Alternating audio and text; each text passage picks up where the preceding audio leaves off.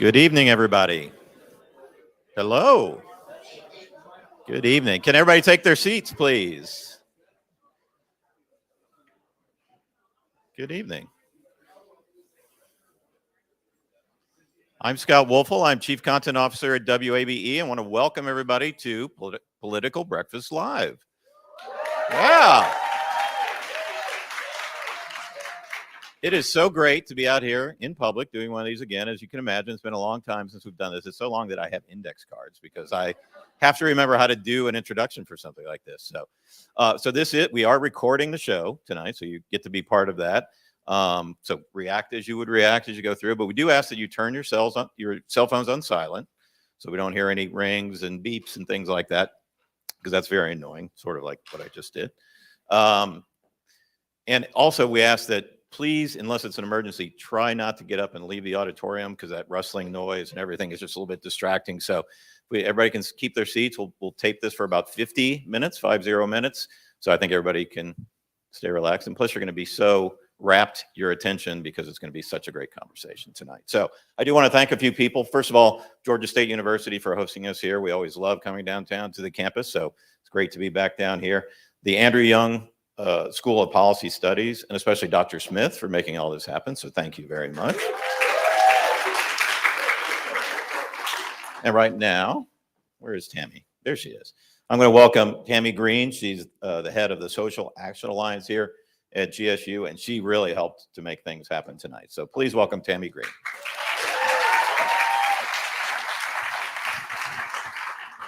I've got a digital cheat sheet myself. So first of all, thank you, WABE, for bringing this amazing podcast to Georgia State's campus. We can't say how honored we are to be a part of this programming. On behalf of the Andrew Young School, Dr. Smith, and the Social Action Alliance, welcome WABE to Georgia State University's campus.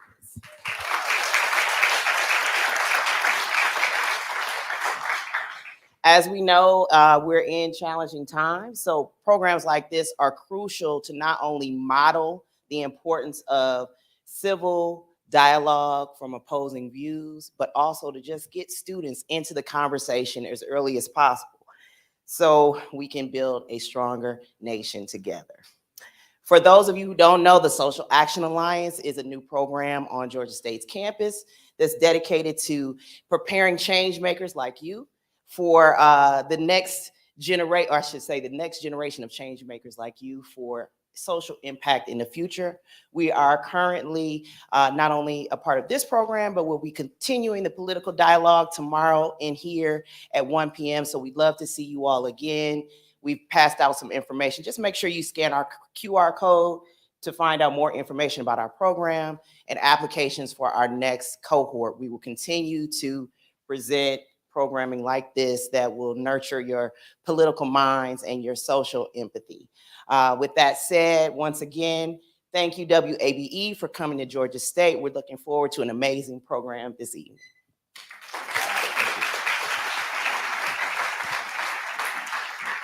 Great. And one last housekeeping note, we will have questions at the end, so be thinking about what questions you want to ask to the panel. But for right now, I want to bring up our stellar cast of Political Breakfast: Brian Robinson, Tharon Johnson, and Lisa Rayam.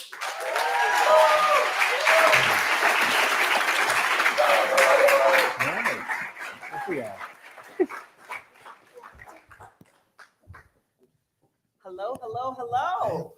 Give yourselves a round of applause. Yeah. We are so honored to be here tonight to chit chat, to talk about some of those hot topic items. I was able to talk to a lot of you, and a lot of you students. Wow, you're talking about the Senate race between studies, right? You're talking about loan forgiveness between studies, right? And all sorts of things. So it's our job to talk about that stuff you talk about around the water cooler. That stuff that's important to you and that makes a difference in your life. Before we begin tonight, just want to let you know how it comes to fruition week to week. A lot of you say you listen to us, and we're so honored. Raise your hands, those of you who listen to us. Oh, thank you. Yeah. Thank you. Thank you. We are interested in bringing you conversation that affects you, that's important to you, and like I said, that you can talk about with your neighbor. So each week, we just kind of sort through the topics. These two guys live politics, right? And they watch it hour after hour after hour, minute after minute. So we talk the morning of our taping and decide what topics you may want to hear about, what topics may affect you, and what topics may make a difference in your life. So there you have Political Breakfast. We appreciate your support and welcome to Political Breakfast Live. I'm your host, Lisa Rayam, and with me this evening are our strategists, Tharon Johnson and Brian Robinson. Brian for the Republican side and Tharon for the Democratic side. And yes, you can. We're both here. Welcome, both of you. It's good to see you. This is the first time we've been in person since we started about a year ago, right? Because of the pandemic. Yeah, well, Tharon and I have been doing this for almost 7 years now.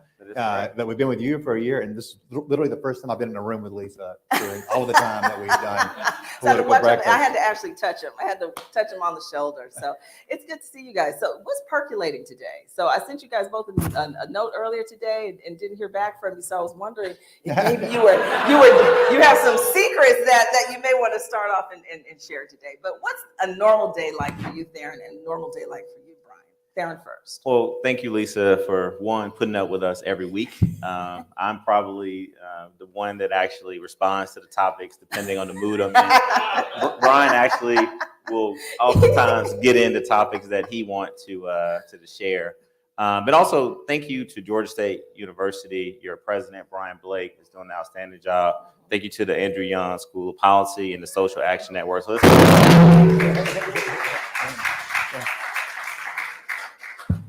all right, I don't think y'all want me to start over, or okay, we're good. Okay. So a normal day for me is I give my colleague and business partner Lori Smith, who's here, till about maybe 9 o'clock to get going. She needs her morning coffee because she's usually out late night at some community events and doing dinners, making sure the firm that I have the great pleasure of working with 4 outstanding women. We do a lot of lobbying, government affairs, consulting. And then Lisa today was interesting, and Brian can relate to this, and he warned me. I have a 2-year-old son, Tyson Lynn Johnson, who's at the Atlanta Speech School. And I did my first pickup today at 12 o'clock. So for the parents in the room that does the carpool line, I had to download the app. Yep. I had to actually announce that I was parked. The Pick My Kid app. Yeah, Pick My Kid app. I don't like shouting out apps that I don't have any investment in it, but no. And so picked him up and then took him home and just a bunch of calls with a lot of clients. And then honestly, I'm really happy to be here. But if I wasn't here tonight, my colleagues and I will probably be doing a lot of dinners, a lot of fundraisers. We got a lot of people asking us for money, asking our clients for money. And then I would get home pretty late and try to kiss my son, catch him before he goes to bed, and then do a little work. Start all over again. Brian, what about you? You got a 5-year-old. Brian has a 5-year-old. Yes, I do. Wow. And so she also goes to Atlanta Speech School. So it is the sponsor of Political Breakfast. They get both of our money. That's right. Yeah. I will have to do Political Breakfast for the next 400 years to pay for 1 year of speech school. So in the mornings, I take her in. And this morning, we had discussed before getting in the car, her mother and I and Quinn, do you want to come tonight? Or do you want to go to your hip hop class? Yes, there. My daughter goes to hip hop class. She's very multicultural. Does she listen to 21 Savage? Yeah. Please let me know if 21 Savage is here tonight. After we had the discussion last week, I want to make sure that everyone's safe. And so we're driving in to school, and she had said she wanted to come here. And then she goes, Dad, I don't want to listen to you in a chair talking like the news. On and on. So hip hop class it was tonight. Yeah. Well, we're going to jump right in and talk about some of the issues that I referred to early on. The midterm elections, 49 days away, right? And a lot of you told me that you're thinking about the midterm elections. And one race that stands out and continues to stand out is that Senate race between Herschel Walker and Raphael Warnock. And last week we talked about polling and what the polls show and what the polls don't show. Polls this week show a very, very tight race. And just kind of quickly want to jump off and get your take on it today, as opposed to last week. I think what Warnock is polling at 44% at the latest poll, and Herschel Walker at 46%. Right? That's one of the polls, and it's been all over the board. You know, the AJC poll came out today. I don't know if we have any AJC people here tonight. Some said they were coming. But I have a problem with the poll, even though it's really good news for Republicans. I mean, because the polling, first of all, no one's going by 10 points in Georgia, right? So the AJC poll today, for those of you who didn't see it, has Kemp at 50 and Abrams at 42, and then 10-point spreads between Burt Jones and Charlie Bailey in the LG race, and then 10 points between Chris Carr and Jen Jordan in the Attorney General's race. I simply do not believe that there's a 10-point spread anywhere in Georgia. You basically start at 45, 46, 47, no matter what your party is. You can't get below that here. I can't imagine how stupid you would have to be to get, and you have to like figure out a way to pay to tell people how stupid you are to get below those numbers in Georgia. So part of the reason why I have a problem with it is one. You see what I put up with every week? No, I'm kidding. The AJC poll has that the percentage of the population of Black voters at 29%. This is very important because it has huge partisan implications. I think it's going to be more like 31, 32% Black in the electorate. That really matters. And 49% of the poll is people who self-identified as conservative. I don't think that's right either. I think that's too high. So I think there's a Republican bias in that particular poll. And the great thing of interest to me is we've had a Democratic bias in polling. Tharon Sherby complained about this forever for the last 10 years. You know, in 2014, Nathan Deal won by 7 points, which is a pretty big spread. And polling up until the weekend before showed it in a dead heat headed toward a runoff. And I went out on election night in 2014 when I was working for Deal, and I said at 7:01, we're going to win by 7 points. And the media looked at me like with pity, because they just thought, oh, you're so dumb. You know, the polling shows that this is much tighter. The Democrat may win. So this is a reverse of that historical pattern. And there's another poll out, the mayor's poll, but I've talked enough for now. No, you did a good job. I figured you would like that, right? It's better for Democrats. I appreciate it. I don't know He if never it's a trap, does that. actually. It may be in a reverse endorsement kind of thing. I don't want fundraising to dry up. No, Brian is right. Listen, I think the polls, to me, Lisa, they're kind of all over the place, but there are some common threads. And so I agree with Brian that it's all about how you weight the poll. I do believe that it would be in the mid to low 30% as far as African-American turnout. And while there has been things that we got to address as a party to get more African-Americans and more Hispanic and more Asian voters out, I do believe if you just look at the demographic shift, if you just look at the growth in this state, that number is going to be higher. I think Senator Warnock is going to win this race, and the polling is kind of showing it, but let's give Herschel Walker some credit. I mean, he is picking up some ground. I mean, Brian had the bold statement about 2 months ago, and I pushed back on him, and you questioned him on it, and he said, you know, Warnock was in trouble. I disagree with that, but I still disagree that he's in trouble, but I do think they understand that they got to take this race very seriously, and they're trying to figure out how do you draw the comparison, but also draw the comparison amongst like how tying Herschel Walker, who's never run for office before, to an establishment Republican Party, that's going to be difficult to do because we heard that Trump got him in the race, but Trump hasn't really done anything for him since. And he's really unorthodox in his campaigning. We'll get into that a little bit later too. We all laugh. I mean, I think that's a fair word. That's nice, right? I mean, so it's unorthodox. It's a nice way of saying it. But Senator Raphael Warnock has gone to Washington and really been a strong leader for all of Georgia and has done some things that I think the left, the progressive movement can be very proud of. And I think he's done some things that the right in the middle can be very proud of as well. So I think the undecideds in this race, when I look at those three polls that Brian referenced, the mayor's poll, the AJC UGA poll, and then the other. Is there a Quinnipiac? Yeah, a Quinnipiac poll as well. So there were three that came out. Right. The last thing I'll say is this. as two people who've been in the throes of campaigns with 49 days left to go, let me tell you what the campaigns are thinking. You've probably got about, well, these guys got so much money, but back when I was running mayor's race and in congressional races, and you worked on the gubernatorial, I worked on the presidential, when you're 49 days out, you probably got maybe 2 to 3 polls left. You got 2 polls that is going to really get into like, all right, this is going to be 1,000-person sample poll, likely voters, and then you'll do a tracker. And you want to track all the negative stuff, all the positive stuff you've thrown out about your candidate. So I think the campaigns now with so much money, they're probably going to do 6 to 7 more polls, and you'll start to see the race sort of shaping up and what they're going to say on October 14th. And if Herschel decides to go after Warnock on A, and Warnock decides to go after Herschel on A or B or C, and then you're going to see that those are things that they see in their polling. So the one thing you can't poll, though, as somebody who's been in the middle of campaigns, is enthusiasm.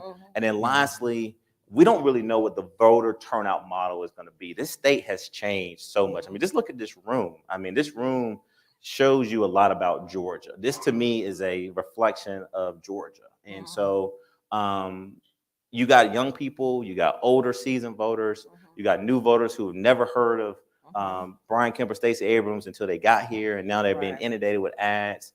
So we just got to really figure out who's going to turn out, and more importantly, how many people will turn out early and vote absentee and vote by mail. That shocked me a little bit during the primary, how Republicans really utilized that, and you had a lot of Democrats vote early as well. And let me say, on the mayor's poll, on the same day that AJC poll shows Herschel up 2 points on Warnock, the mayor's poll shows Warnock up 6 on Herschel, even at the same time showing Kemp in a fairly comfortable lead. Right. And so going back to what Tharon said about the commonalities, what we're seeing in the trend lines is Republicans on the state level, so you're talking governor, LG, attorney general, insurance commissioner, et cetera, consistently winning in polling, showing never a huge lead, although today's are an outlier. The 10-point things are outliers, but consistent leads. And so I think we can assume that Republicans up and down the ballot are ahead, and that the Warnock-Walker race is anybody's game. And when I say Warnock was in trouble, when I said that months ago, I've been proven right, in my opinion. He has spent more than $50 million. He has almost universal name ID from being in a campaign 2 years ago, 18 months ago, that $800 million was spent in. And he's an incumbent, has all of the advantages of incumbency. He has a huge Senate staff that's able to call stakeholder groups all the time and say, hey, what can I do for you? Which, by the way, they do. And I say that as a credit to them. Warnock's constituent services staff has been fantastic. They've done a great job. I spoke to mayors, 50 mayors last week in Columbus for a convention. And I was like, how many of you have gotten a phone call from Warnock? Every hand went up. And it's either Warnock or his staff. That's really impressive. So he has all of these advantages. And again, let me repeat, has spent $50 million, way more than Herschel Walker has up to this point, and is in a dead heat. Yeah, let me real quick on that, Lisa. I know we're trying to get through it, but I got to push back on that. So Warnock is leading in the polls. The recent polls have come out, even though they don't have him above 50%. There's only one poll that had it reversed. The other two have Warnock winning. So don't let Brian fool you that Warnock is behind the polls. Secondly, is that I would want to be way higher up. but I'm going to get this. Any Republican right now, as Brian just talked about, is going to get 45% of the vote of Georgia. Literally, one of you all, the gentleman here with the 2 red hats, you guys could run as Republicans. I don't know your party, but I think I have a good idea. But they could, they got their hats on. They want me to see it. But they could run right now, right, and get 45% of the vote in Georgia, because that's how many people are going to vote down ballot. So, and Warnock is going to get, if he does absolutely nothing from this point on, he's going to get 45 to 46%. So as Roy Barnes told me recently, the former governor of Georgia, the hundreds of millions of dollars that are being spent are really being spent on anywhere between 7 to 9% of the people, of the population. You're trying to get those folks to break your way. And I think that while Brian does an excellent job talking about how the senator has spent so much money, he's still lacking in the polls, but he is leading. It's just honestly, it just shows you a reflection of where we are as a state, that people are saying, nope, I don't care. I'm going to vote for him because he's Republican. And look, I'm going to say this publicly. My boy, Uncle Joe, Biden, gas prices are going down. Inflation is going down. If y'all listen to the podcast, Yeah. just a little bit. Yeah. You know, we got some numbers coming out, right? But if his numbers can get close to 40, they're right there. The polls that I saw, 37 to 38. But look, Senator Warnock had some headwind. He had some headwind with President Biden, who in our state was not as popular as he will be, I think, by November. And so I think a lot of that he sort of had to deal with. But he has been an independent senator. He's working with both sides. And then ultimately, look, I'm going to say it. When this debate happens on October 14th, I think the Georgia voters are going to witness the difference between these two gentlemen. I think they are going to see the professionalism. They're going to see how prepared they are. They're going to see one be able to talk about what he's been able to do as a U.S. senator, as a person who has been in the state his entire life, has been working for people who need the most. And I think you're going to see another guy who will, I think, do his best to talk about the issue. Well, speaking of October 14th, our politics reporter at WABE, Sam Gringlass, did a story today, and where he quoted Walker saying this, and this is a quote: "I'm this country boy, I'm not that smart. He's a preacher. He's a smart man. He wears these nice suits. So he's going to show up and embarrass me on October the 14th, and I'm going to do my best." What kind of political ploy is that, Brian? That can't help him in any way, right? Well, it sounded a lot like Kirby Smart's news conference on Monday talking about the upcoming Kent State game. Okay. I mean, you would think we were playing the LA Rams, the way he's talking about Kent State. And so I think it's just an old athlete's ploy, talking up the opposition, lowering expectations for yourself. I'm hoping in the debate that there is a sprint portion that I think Herschel would kill in. So it plays in his favor in some way? Look, I think he is lowering expectations to some degree. I'm not saying that it's strategic, but that is what he's doing there. And one thing that I'm hearing consistently, and I've seen journalists writing about this recently.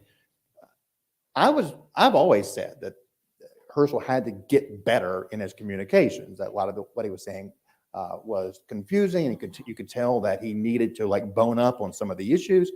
And one of the things that has happened recently from people who've been going to his events, it's just gotten much better. And I think October, I'm not spinning here. I think there's no spinning on what people see, right? I mean, we'll see on October the 14th if he can get over that bar. And until then, it's all speculation. Just can't help him. Well, at least I had two reactions to it. The first reaction, because I'm a country boy, and people who know me in the audience, I always say I'm a little country boy from Athens, Georgia, right? But it's I know, right? It's kind of a unique thing because Athens is kind of country, rural, but not really. But I say it anyway. It works. It works for me. But when I first saw it, I was like, God, I can't believe it. And I actually heard it. I heard it today. I actually downloaded the audio. You guys did a good job of sending it to us beforehand. And then when I start thinking, I was to what Brian's saying, I think either it was strategic or maybe he didn't know what he was doing, but he's really lowering the expectation. And then this whole thing about expensive suits, Herschel Walker has made way more personal money than Reverend Raphael Warnock, right? Wow. I guarantee you that Herschel Walker can buy probably 1,000 more nice suits than Senator Warnock. But what he's also doing is that, look, I don't expect me to come here and just win this debate or win this election by this debate. So what Senator Warnock's got to do is make sure that, one, he's prepared for him to try to throw some October surprise at him. Or at least what he's done by this comment, strategically or not, is that he's sort of neutralized himself to say, look, I don't expect to win this debate. So he's telling my supporters, don't judge me off this debate performance because I'm going to lose. And this preacher who wears expensive suits is going to blow it away. So, but again, I think that he is not going to be able to dodge the debate. Now, I have some people who are taking the over-under that whether or not he may not show up to this debate. Yeah. And let me tell you the rationale behind that. Now, I think he's going to show up because people are saying, look, if the poll numbers that Brian are trying to articulate to us shows that he's tightening this race, or maybe he's within striking distance, and why would he put himself on the stage to just blow that momentum, right? But I just think that, to me, that will give the Georgia voters to say, look, why should we hire someone for a job when they're not willing to interview for it and they're not willing to audition? So, but that is talks amongst a lot of Democrat and Republican circles. I haven't decided if I'm going to take the over-under just yet, but there are some bets going around where he may not show up. I'll take that bet. Committed to the one. I'll take You'll that. take it? I'll take that bet. Absolutely. Yeah. There's no. This guy's an athlete. He is a competitor, and even if everyone else in the state thinks that Warnock's going to be way better in this debate than Herschel Walker thinks he can win this because he's a competitor. He's a winner, and that's how he thinks. I am going to come out ahead on this, and he's going to show up, and we'll see. It could be one hell of an hour of television, right? And we don't really know what's going to happen. This is an unknown, but I think you're going to see a lot of people tuning into this in a way that you don't normally watch debates. Yeah. And I kind of felt the same way about the Loeffler-Warnock debate 2 years ago. That was sort of must-see TV during that runoff. The stakes were extraordinarily high, literally control of the U.S. Senate on the line. And whereas Loeffler's not a great performer by any means, that's not her skill set. And Warnock is a great performer. He is fantastic on camera, just a natural, and it kind of comes from that preacher background, years of experience in front of a crowd. Warnock was not spellbinding in that debate. I'm a pretty astute observer of what's going on. I don't remember anything he said. He was on defense all night. And while she was repeating and got mocked for repeating radical socialist 12 times in 30 minutes, here we are 18 months later, and everybody remembers what her message was. That one moment. Yeah. Everyone remembers, and that is what message penetration is. She pulled it off. I'm not saying anybody won, but I say that to say I'm not sure Warnock is going to blow anybody's socks off. He was very defensive. He was never on the attack, and I think he's going to need to be. He is not playing from a position of strength right now in the polling. He's got to have a kill shot. Well, if you call me a radical liberal socialist on this stage 20 times, I think I would be on the defensive as well.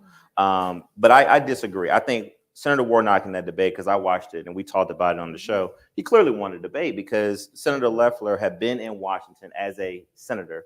She was chosen to be given a seat to go serve the people of Georgia, and she could not really communicate and articulate what she had done. Now, remind you, this is a different climate. She was in a very tough position because she had all this loyalty to a president at the time who was very unpopular in Georgia, who I believe brought a lot of folks on the ticket down. And then secondly, I think Senator Warnock did talk about a lot of issues. He talked about healthcare. He talked about education. He talked a lot about veterans, right? Being from Savannah. He also talked about his role in the church and also his role in registering voters. So I remember all of this, but you're right. I mean, she attacked the guy trying to really basically make him out to be this person who he's not. Now, let me just say this, because I'm a huge Herschel Walker football fan. Y'all have heard me say this. And I remember walking into the national championship when Georgia unfortunately lost to Alabama. And We won that game. Okay. I like to disagree. That was Big Ten So- refs. That's up for another It was debate. fake news. Yeah. Yes, Tyler Simmons was on side. So I remember as a young kid growing up in Athens, Georgia, listening to Larry Munson, watching the football games with my grandfather, my uncle, the athlete, right? But look, we can't ignore. I mean, look at the ads. I mean, these are things that, in his own words, that he's making up.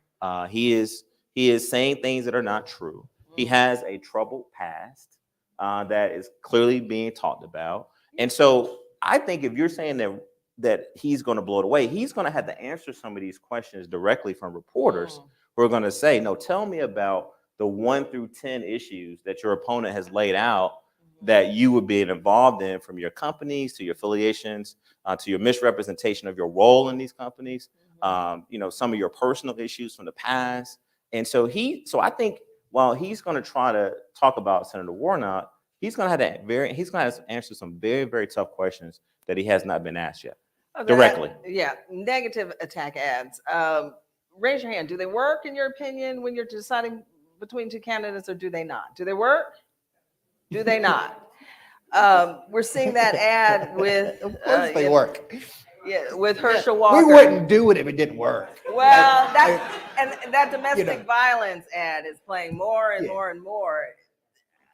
Tharon and Brian, do you think that's going to lead down a path where it may backfire on Warnock? Well, I said this earlier on in a publication that was print, and I said, look, you got to be careful with two things. Mm-hmm. You know, Herschel Walker has come out and basically talked about in a book, and has talked about this openly, that he suffered from mental illness. Mm-hmm. And a lot of us either have siblings or family members or friends who have mental illness. And so it's a very serious condition that we all must take very seriously.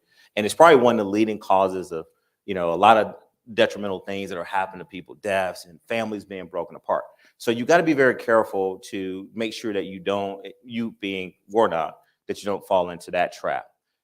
With the domestic abuse, that's another one you got to be very careful with as well, because I mean, it's that ad when I hear the woman, I think it was his ex-wife, talking about it. But I think if you're Senator Warnock, you really don't have to go any further, because as Brian talked about, $50 million and maybe a fifth of that has been spent on maybe that one particular narrative, right? And so, you know, if you go at Herschel Walker about that, and if he's prepared for the question, and if he jams you up on it, then you give him an opportunity, because that's what people are going to talk about. Man, Warnock went at him about the the domestic abuse. And so I think, honestly, it's not like he's trying to kind of hide it, because it's out there. Early on, we were talking about how many kids he had, and that's not the wrong with that. Look, if you have kids, you take care of them, that's fine. I just think that if you're running for office, we should get an accurate count.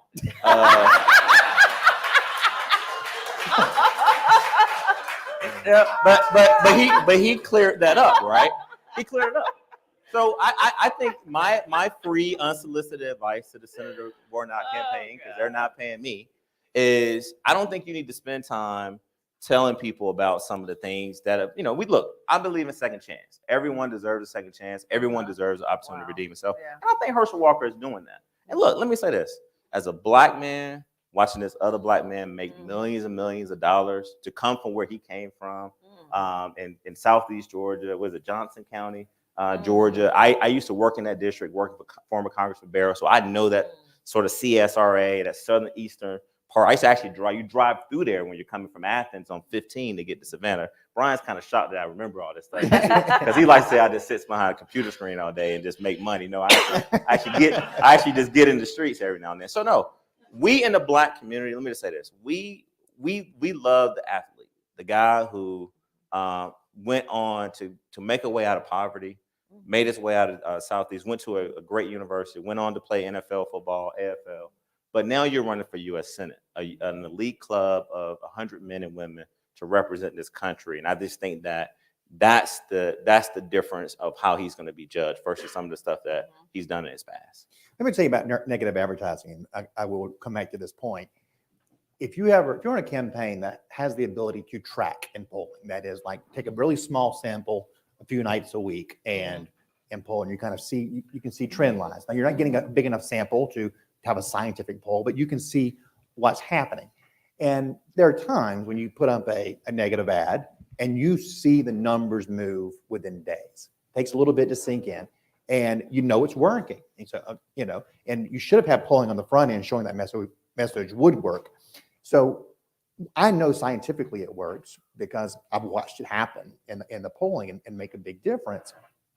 What's interesting here is that millions have been spent telling us that Herschel Walker put a gun to his ex-wife's head and said he was going to blow her brains out, that he threatened to have a shootout with cops. Nothing happened, right? I mean, we're tracking and nothing's happening. It's not making a difference. Now, is it because people don't find it believable? No, I think it's believable. I think he's inoculated himself on these issues somewhat by talking about his mental illness. And when you attack those things, you are attacking someone with a mental illness, someone who has owned up to it, someone who has talked about it. And that ad that has the ex-wife talking about the gun to her head, Herschel Walker was sitting next to her in that interview. They don't show you that. But that ex-wife has also endorsed him in this campaign. Like, she's fully behind him. Sitting next to her with a gun or no? No, no, yes. I'm sorry. I wouldn't say that again. I wouldn't say that again. No. Yeah, he's sitting there with her in the interview, which you don't get. This is somebody who has confronted these things. Right. Now, if Herschel Walker had a domestic violence issue in October, yeah, I mean, sure, that would be huge. That would move numbers really quickly. But they put it out there and it's not moving the numbers. So, I don't think that message is working, just the way that the radical socialist message didn't work against Warnock. It failed miserably, despite a lot of money being put behind that message, because people didn't believe it. And they didn't believe it because one thing Warnock did extraordinarily well was build a brand. He is one of the best branded politicians I've ever seen in the state. And I was a bit confused about it. We debated this on the show back in 2020. I was like, but Tharon, why in the world are Ossoff and Warnock doing these positive ads, hanging Christmas lights and walking dogs? It was. This doesn't make any sense. They need to be ripping Perdue and Loeffler's throats out every day to mobilize their people. And the Republican theory on the race was there is no middle. It's just base mobilization. And both sides were using different strategies. The Republicans went for base mobilization, and that didn't work, partly because a lot of their base was told that their votes didn't count. A lot of their base was told the machine changed your votes, right? So a lot of them stayed home, in that runoff. Whereas Warnock and Ossoff made a play for the middle, and they did it by saying, we're not crazy. We are people like you. You would be happy to have us in your neighborhood. I might even come and walk your dog. And by the way, when my dog poops, it wasn't really his dog, by the way. I clean it up and throw it away. He loves pointing that out. That dog lives in Gunwoody. He never said it was his dog. But, He never said I'm walking my dog. There was a strong implication. Who walked other people's dogs? They're dog walkers, Brian. I have dog walkers Very in my much an neighborhood. implication that this guy owned Alvin, the beagle. How many dog walkers do we have now? Yeah. Look at this, Brian. Yeah. Yes. Okay, you walk other people's dogs. I don't believe that. No, they do. Thank you. Y'all can run ads saying you walk They other walk people's other dogs. people's That's dogs. not believable. That's not believable. So, the negative ads right now aren't working. And I think both guys have extraordinary, strong brands. I described Warnock's, and it really is brilliant. He is so good. He is such a great messenger and communicator. My parents are here. They're, lifelong Republicans. They'll call me and be like, I really like Warnock's ads. Those are really. Don't put your parents on Front Street like Now, that. How are y'all doing? It's good to see you again. Yeah. The last event we were at, I got a little, but it's good to see y'all back. Yeah, get this. This is a honest, true story. So we did an event in Marietta the month after the 2018 governor's race. Mom and Dad were there. And it was an overwhelmingly and very raucous, very pissed off Democratic crowd. And I go, let me tell y'all something. The election wasn't stolen. And I got booed and hissed, people screaming at me. And now, of course, Democrats, if you say the election was stolen, you're an idiot. But back then, they were all for that message, right? It was because Abrams said that it had been stolen from her. And they were like, yeah, I don't know if we want to go back to any more of those. Let's bring you, the students, into the conversation. I read a poll, it was done by Harvard, I think in April of 2022, that said the 18 to 29 voting block is one of the most important blocks coming up this midterm election. But there was also a large percentage that said a lot of you don't feel like your voices are being heard. True or false? So then, Brian and Tharon, how do we bring them more into the narrative? In 49 days, how can that happen? And why isn't that happening? We talk a lot about female voters, so how can we talk more about this voting block and make them feel a part of the process? Well, the way that young voters get attention is the same way that old voters get attention. Show up and vote, right? I mean, that's how you do it. I got a call yesterday from a DC public relations firm when they were doing some group had hired them to poll operatives about Social Security, and they were like, "Is Social Security something that candidates are talking about?" No. Do you have any concerns about Social Security? Yes, I have tremendous concerns about Social Security, but no one's going to talk about it because it's political death, right? Because old people vote. 53% of our electorate is over 50, and a significant portion is over 65, and those guys show up. And I know young people today are no different than young people of any generation. There's never been massive turnout amongst people 18 to 35 ever since we've moved it to 18 in the early 70s. And if you show up, you will start being paid attention to. Now, I don't think that politicians care. I think that young Americans, the Gen Zs, many of you are Gen Z, are getting screwed. And you're getting screwed because we don't change anything about entitlements, because you're paying the highest ever higher education cost, because housing has gone out of control and we're not building enough to house your generation. There's no entry-level housing available. And when you go into the workforce, you're going to be paying what's essentially 12 to 13% of your salary to go straight to people over 65, right? And that's the promise probably not going to be kept for you. Do something about it. Do something about it. And you do it by standing up. And to me, it's not loan forgiveness of debt. That's a scam. What we need to do is we need long-term fix for access to higher education. We need lower cost. We need to fix it on the front end, not the back end.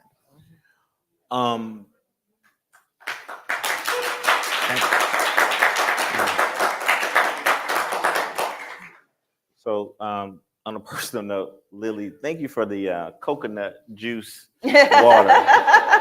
You warned me before, but it does have chunks in it. And I got a little. For those of you who may have your eyes on me, I was playing around with the can. But no, look, I'm very confident that the Democratic Party has done an exceptional job of campaigning to voters between 18 and 29. And don't take my word for it.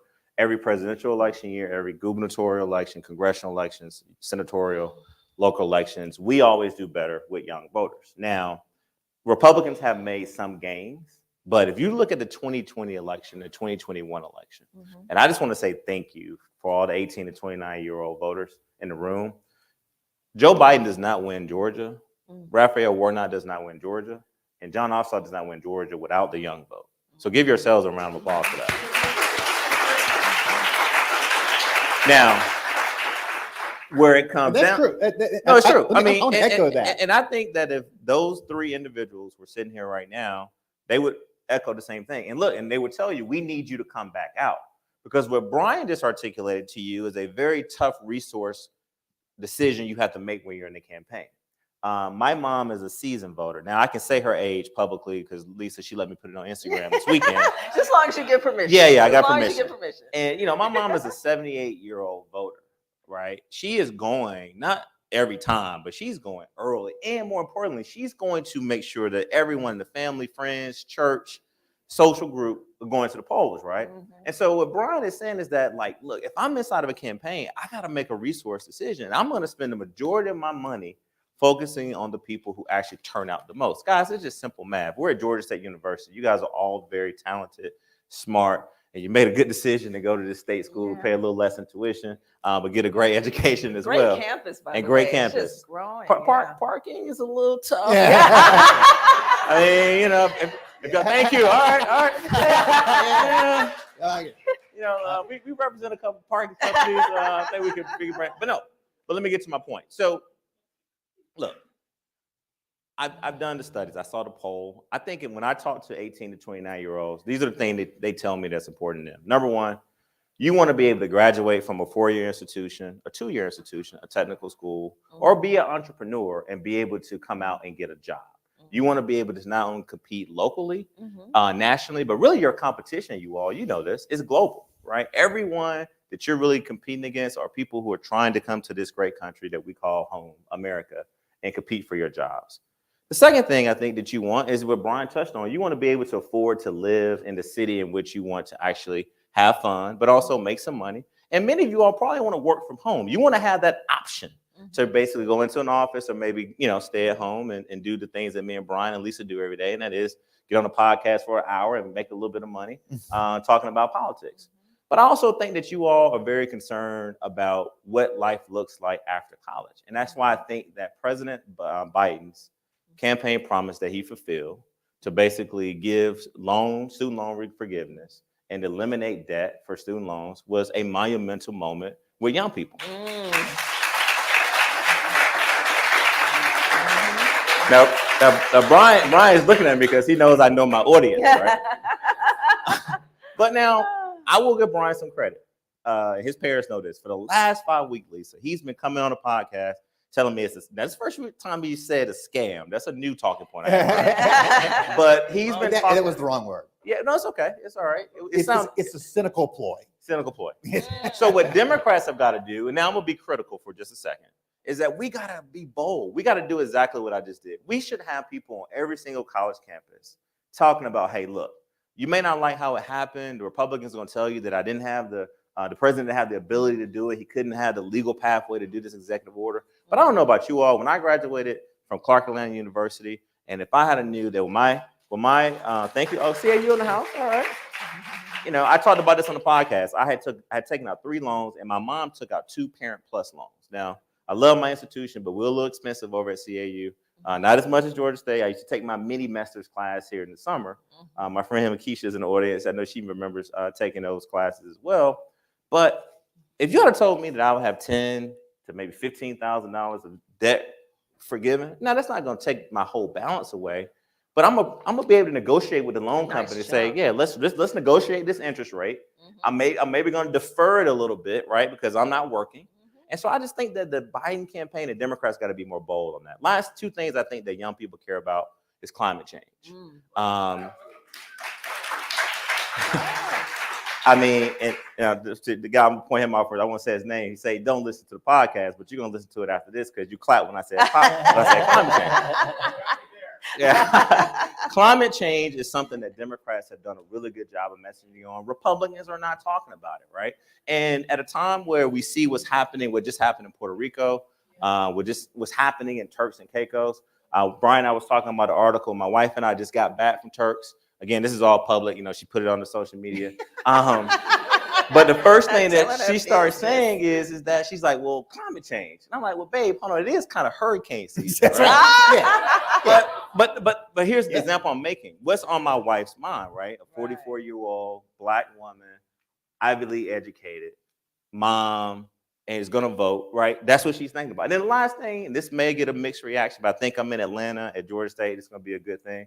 But I think also, people want to figure out how we can decriminalize marijuana in this country.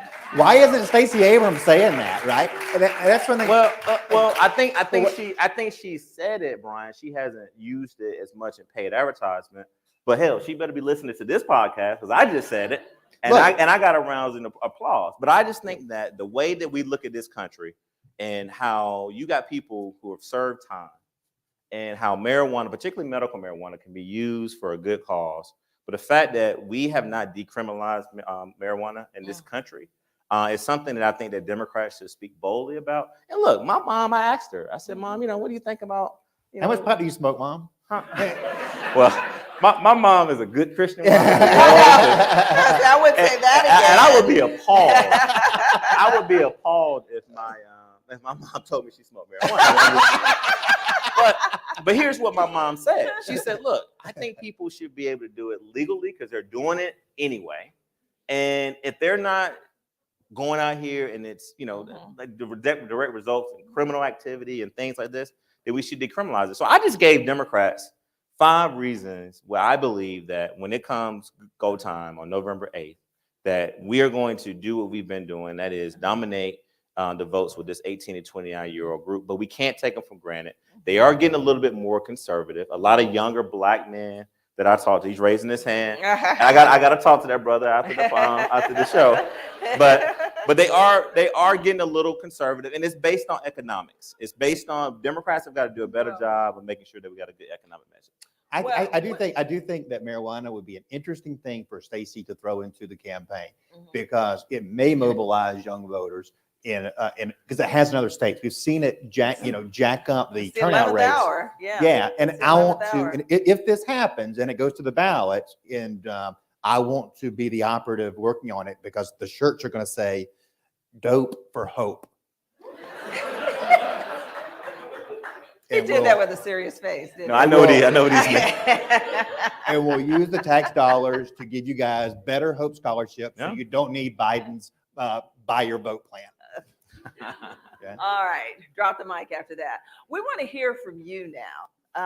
And what we're going to do is we're going to quickly bring the camera down and we're going to have our mic set up. And Eric, are you still here? I talked to you beforehand. We talked about loan forgiveness. I want you first to the mic and tell Brian why it's not a scam and why it's so important to you. But any of you, all of you who have questions, line up and you can ask Brian and Tharon questions. And while we're getting set up, I'm just going to talk to Brian Tharon quickly about your last 49 days. What do the last 49 days look like for you as strategists, as consultants and things of that nature? I'll be quick. I think what I'm going to be paying close attention to, Lisa, and shout out, this is National Voter Registration Day. So for those who are listening, those who are watching us on television, please make sure you go register to vote. I would say something that would get Brian, I would mention those two words to get him all riled up, but I won't. But no, please make sure everyone checks their voter registration. If you've moved, people who've gotten divorced, remarried, you want to hyphenate your name, different things, make sure you're registered to vote. But no, I think I'm going to be looking very closely at the voter registration numbers, where they end up. And then two, how many people are actually requesting absentee ballot applications.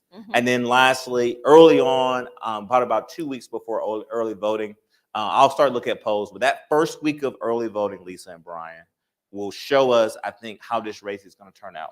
If you see a huge surge from Republicans, then I think, the momentum is on their side. Now, if you see a huge surge from Democrats, that's good as well. But traditionally, Brian, correct me if I'm wrong, a lot of Republicans are sort of election day voters. We saw that in the primary between Kemp and Perdue. So I think that those are the things that I'm going to be looking forward to. And then lastly, I think the October surprise. I think there are going to be so many things that are going to be made up, that are true or false about these candidates.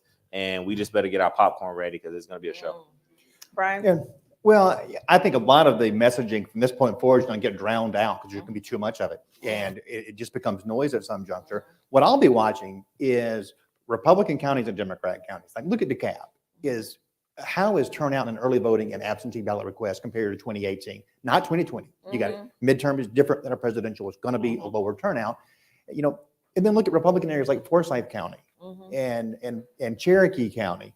And are you seeing numbers similar to 2018? And don't forget, 2018 was a 1.3%, 1.4% difference. So very, very narrow. And despite the poll showing this big difference, I don't think we're going to be able to predict winners really until election night. Wow. One, so I don't know how you can poll in an electorate that since 2019 has grown by 1.6 million voters. And it's grown by that much because everybody in Georgia is registered to vote, right? There's a newsflash for you and all this voter suppression. 96% of eligible Georgians are registered to vote. But yet Stacey says she lost because of voter suppression. All right, let's go to the questions.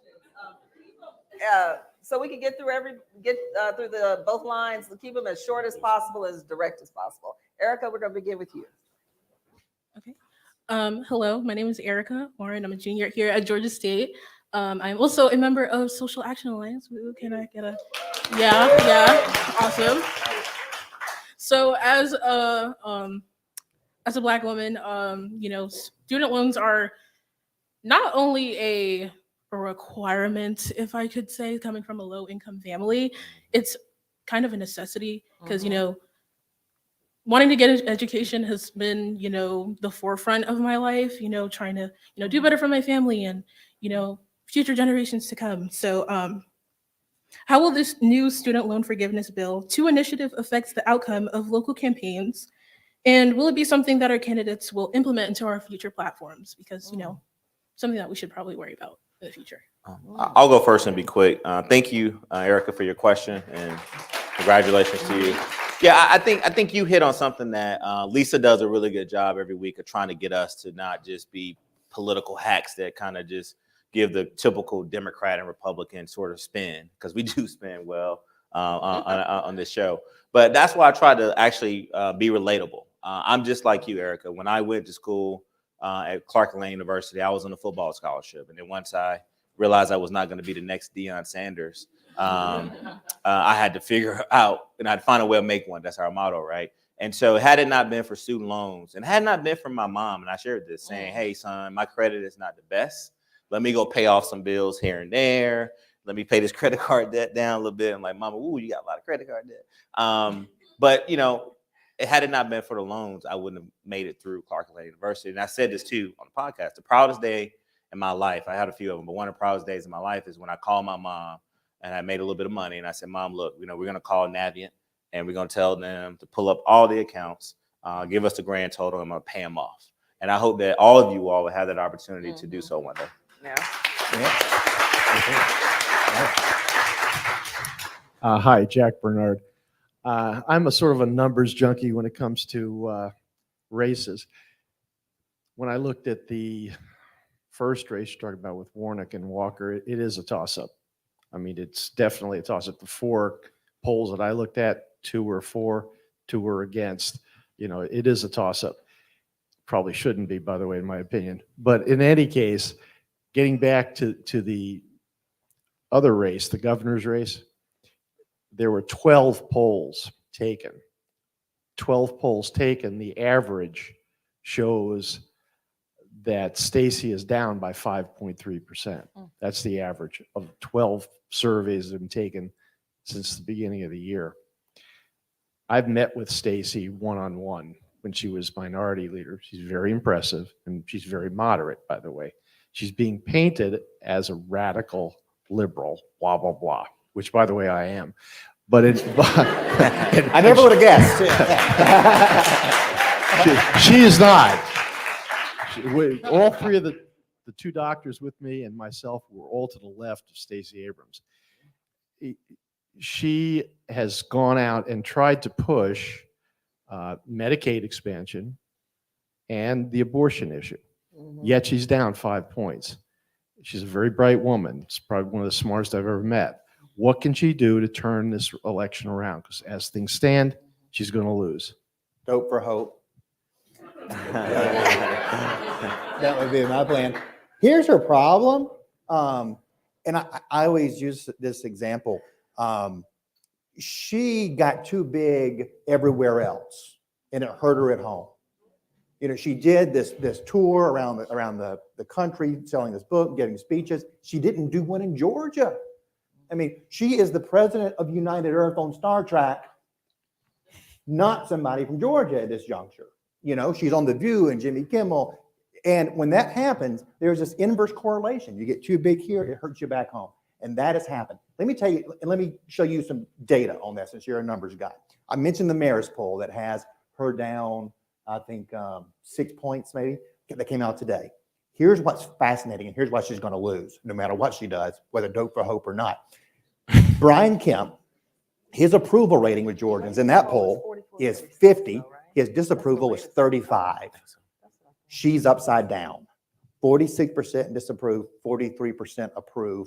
That goes to the point that I was making. It hurt her back home. She got to be a superstar everywhere else, and the star's luster faded here to some degree. And that fave unfave is why she is going to lose. And I don't know that at this juncture that it's going to make a big difference. Here's her ray of sunshine, okay? Just to be fair. All of these polls that have Brian winning by 5 points to 10 points have her getting a unrealistically low share of the black vote. Some of that is going to fall her way. And some of that's going to stay home because they're not enthused about her, they don't like her. But some of that's going to go her. So there's going to be some tightening, but that's her major problem. Yeah, All right. I'll try to be quick, real quick. I think Brian knows probably what I'm going to say. First, I'm not in the business of success shaming people, right? This whole narrative that Republicans are putting out that she got too big and she made too much money and she became too international. I personally have a problem with that because I think that if you know Stacey Abrams, you know her story and where she came from, you know that look, she didn't start off like third base like some people in this country, right? She started off at home plate and she made a way, and so. Secondly, I think to answer your question, she needs more people like you to say exactly what you just said, and not be afraid to, bring a level of humanization to her campaign. Because the challenge is that look, she's trying to have a policy debate. She's also talking about the economy. She's talking about Medicaid expansion. She's talking about sports betting. She's talking about healthcare, hospital closures. She's talking about a lot of different things, and I'm sure they're throwing all this data at her, right? But I think the thing that you are going to see is to have more authentic validators like you talk about Stacey being this moderate as a minority leader who worked with Republicans to get things done. Look, including my boss, Nathan did. Yeah, they all work very closely If you together. talk to Republicans that serve with her, know they're all either scared of her or they actually think she's the smartest person they've ever met, right? But the fact is are they going to vote for her? And then the last thing I think that she will continue to do is, look, she has the money. She has time, not much time, 49 days, but she's got to close strong. She's got to basically convince voters that you're not getting this and that with Brian Kemp, and that on day one, I will give you this and that, which is totally contrast to what this is. And she's got to make a very good case of why you should not re-elect an incumbent. Yeah. Okay. Right. Sure. We have about 8 more minutes, and we're going to take 2 more questions, but we are having a reception, as you very well know, and you'll be able to talk to Brian and Tharon out in the foyer there. So 2 more questions, and then we'll wrap up in here. Hi, my name is Ria. I'm also with the Social Action Alliance at GSU. I was just wondering if you think the polls have taken into account the recent voting laws that have been changed in the session, and also how you think those will affect the outcome of the election. Oh, we know empirically that it will affect them zero, because there was all this talk about, oh, nobody's gonna be able to vote now. And then we had municipal elections last year, and there was absolutely zero problem of eligible voters being able to cast a ballot. So none of that stuff has proven out. And that's something that has hurt Stacey Abrams' brand. Going back to what this guy was saying, she was a moderate in the state house, and that is no longer her brand. Like, her brand does not match what her record was. And if she was still branded as a moderate, she would be able to contrast Brian Kemp on the abortion law. But Georgia voters see her as radical too. If you think Brian Kemp is, they think she is too. And she made great inroads in 2018 with particularly white women in the northern suburbs. And I would say maybe some white men in the northern suburbs. A lot of them are going to vote for Brian Kemp this time because they're happy he kept the economy open. But the thing about the SB 202, the election law, it will not hurt anybody's access to the ballot box, period. I promise, on my daughter's speech school tuition. So real quick, I think that it will have an effect.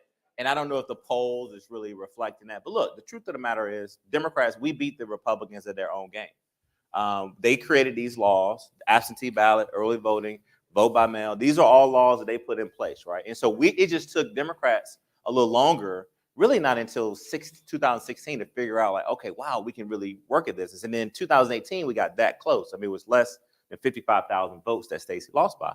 But boom, in 2020, when we actually beat the Republicans by the rules that they created, they go and introduce Senate Bill 202.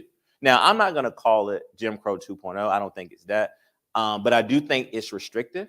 And I think it was basically put in place to try to change some laws that will favor outcomes for Republicans. I mean, just look at the law. Basically, if one citizen has a concern about the election, for whatever reason, then there's a group of Republicans, particularly led by a Republican legislature, will be able to determine what happens in that county. And then last thing, when Brian says that there was, 2020 was perfect and all that, I mean, he's seen it on the news. Look at what's going on in Coffee County.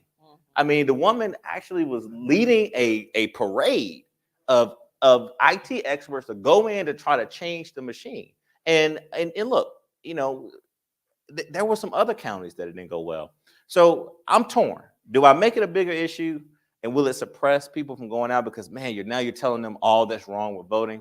Or do you leave it alone and say, look, guys, the best answer for this law is just go out, make sure you're registered, and just go out and vote early in person if you can. If you're disabled or you can't do it in person, have someone maybe drive you or do your absentee ballot, right? And I think that's the message that Democrats got to put out. The Jim Crow rhetoric really hurt Democrats. All right, our last question for the evening. Awesome.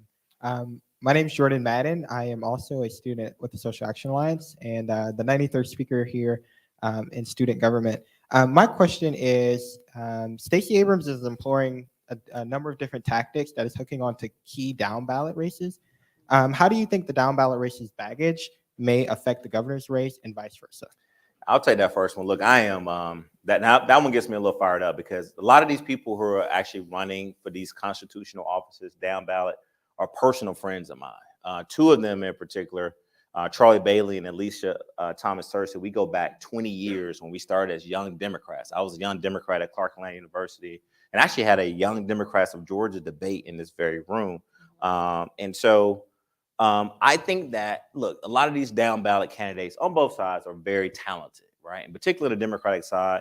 I don't think that somebody like a William Bowden, who's running for labor commissioner, B. Wynn, Nikita Hemingway, Janice Ross Robinson. No relation. Jen Jordan. I mean, these are like, if you put the Republican candidates, which are, correct me if I'm wrong, because Fitz is not on the ballot. Oh, no, you got Herschel. Sorry. All but one of them will be all white men, correct? John King. And John King is Hispanic. That's right. That's right. So y'all are doing better with diversity. Killing it. So they have a black man and a Latino man who, by the way, Commissioner King is very revered. It's the future of the Republican Party. But when you look at the Democratic ticket down ballot, it looks like Jordan. So to answer your question, I don't think that there's any baggage down ballot for Democrats. I think they're all waiting for airtime and get some space. But I think that there is a coordinated effort to make sure they have the resources they need to be competitive. Let me tell you this. To show up here at 6 o'clock on a Tuesday night, you guys are more politically attuned to what's happening in the state than 90% of your fellow Georgia voters. And I would imagine most of you could not name the down ballot candidates in some of these races. I can't even name some of those names that Tharon just said on the Democrat side, even though one of them is a Robinson. And, so much of what happens down ballot is going to be tied directly to the Abrams-Kemp race. I do not believe that there are Kemp-Jordan voters, Kemp-Bailey voters. I don't believe that. And if they do, it's going to be a minuscule percentage. Now, the tricky one is the top of the ticket. Now, we know in the data, we've seen consistently that there is a Kemp-Warnock voter. It could be up to 9%. That is a huge, huge factor there. So we'll see how that plays out. Can Herschel bring home the people who are voting for Kemp? And if not, Warnock's got a really strong path to victory. That's going to be the trick. Can he get all the Kemp voters? One of the most fascinating things about the 2021 runoff, and I want to put all of these people in a focus group, are those people who went in and said, John Ossoff, Raphael Warnock, Bubba. Right? I mean, because a lot of people did it. I mean, Bubba won as a Republican on the same ballot with them. And so you have some people going, it will talk about diversity of the changing state. People go, I want a black guy, a Jewish guy, and Bubba. I'm going to cover all my bases right here on this one ballot. But it goes to show you, now it's not a huge percentage of the population, but it was a decisive percentage of the population. And who are those people? What pushes their buttons? He mentioned Alicia, who was a black Democrat running for state school superintendent. She is someone who has been really good on school choice through the years as a legislator. Something that doesn't always sit well with her base, but that might attract some people who are open to being a swing voter. Like school choice is something that's very important to me. I will take that into consideration when I go to vote. Can she tell people that? Can she tell Republicans that she's open to their ideas on school choice without hurting her own coalition? that's an interesting dynamic. But the bottom line is, if Brian Kemp wins, Burt Jones wins, Chris Carr wins, Bruce Thompson wins, Juan Reyes, which is John King's real name, wins. So they're closely tied, and then the Warnock-Walker race is the wild card. And while I saw last week that when it comes to and Tharon's mentioned this stat, we have $300 million booked on TV through the summer and fall. $300 million. $200 million of that, and there will be more, is just for the Senate race. So we're going to get pounded on that. They are fighting for every vote because that is the one that is up in the air right now. Y'all know how I end the podcast, right? Brian Robinson is a Republican strategist, communications consultant, and former deputy chief of staff for Governor Nathan Deal. Tharon Johnson is a Democratic strategist, public affairs, and government consultant, and most recently a senior advisor to the Biden Georgia campaign. Lily Oppenheimer Stan is our new producer for Political Breakfast. We are so honored to have been in your house tonight. We're so honored to be here and talk politics, and we'll see how it all turns out in 49 days. Thank you for joining us for Political Breakfast Live. Thank you. Thank you.